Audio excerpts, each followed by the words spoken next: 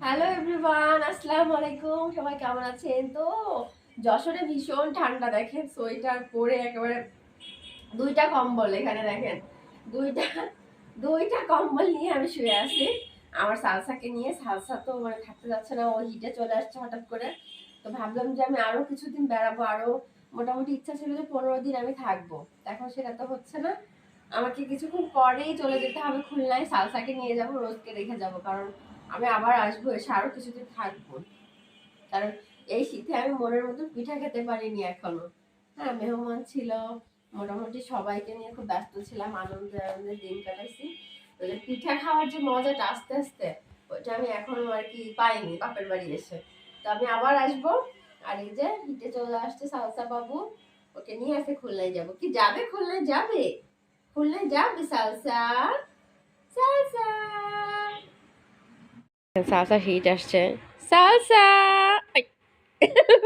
ওকে salsa বলে ডাকলে ও যখন হিটে আসে ও ব্যাক সাইডটা উঁচু করে দেয়। তো আবার একটু ডাকি, আপনারা দেখেন। Salsa I! সালসা, তুমি কি করো এটা? তো হিটে আসার ওকে বোঝা যায় এইভাবে আসলে। আর জামাই বাড়ি দিয়ে আসবো নাকি জামাইকে নিয়ে আসবো? সালসা বলো, তোমার কোনটা ইচ্ছা? সালসা, কোনটা ইচ্ছা? তো আমি জামাইকে আমার বাসায় নিয়ে আসি, আমি একটু আদর যত্ন করি, তো এবারে দেখতে পাবেন জামাই কেমন। রোজ, রোজ টুকি, এই যে লুকালে হবে ছাব্বাক্সের ভিতরে?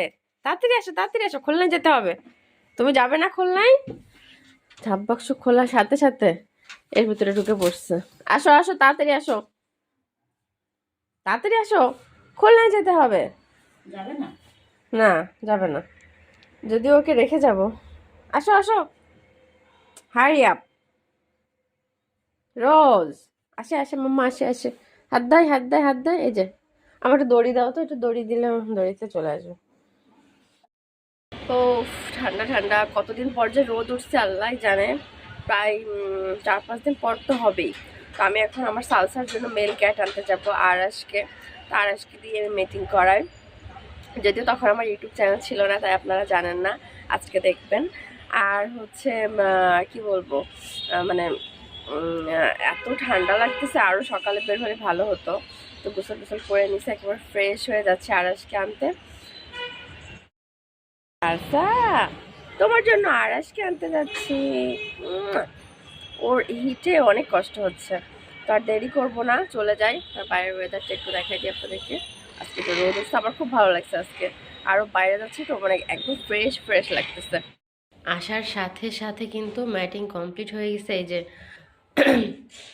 ম্যাটিং কমপ্লিট হওয়ার পর যে বিড়াল নিজের গা ঘষাঘষি করে, হ্যাঁ, অনেক গড়াগড়ি করে, এই যে যেহেতু ইউটিউবে কিছু গাইডলাইনের জন্য আমি দিতে পারলাম না। তো এই যে, আর এটা হচ্ছে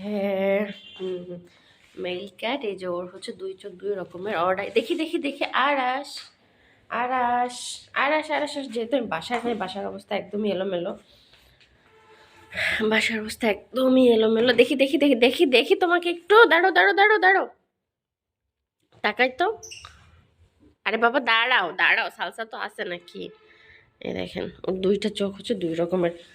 বাসার অবস্থা একদমই অগোছালো, এই যে গড়াগড়ি করতেছে। তো এভাবেই মোটামুটি 2-3 দিন ওরা ম্যাটিংয়ের উপরেই থাকবে। আরাস ঘ্রাণ শুকতেছে আর কি। তো এই ছিল আজকের ভিডিও, একদমই ছোটোখাটো একটা ভিডিও। আর কালকে থেকে আরও অনেক ভিডিও দেবে। দেখেন স্প্রে করলো ছি, এই দেখেন, এই দেখেন স্প্রে করে দিল। এই জন্য আমি ছেলে বিড়াল পুষতে চাই না, ওরা হচ্ছে যেখানে সেখানে স্প্রে করে। আর এই যে এই জায়গাটা কেমন একটা না, যেহেতু নামাজ কালাম পড়া হয়, দেখেন স্প্রে করে দিল। ওকে আকর্ষণ করার জন্য মূলত স্প্রেটা করলো, হচ্ছে সালসাকে একটু অ্যাট্রাক্ট করার জন্য। তো এই ছিল আজকের ভিডিও। আবার নতুন নতুন ভিডিও দিব, যেহেতু খুলনায় চলে আসছি।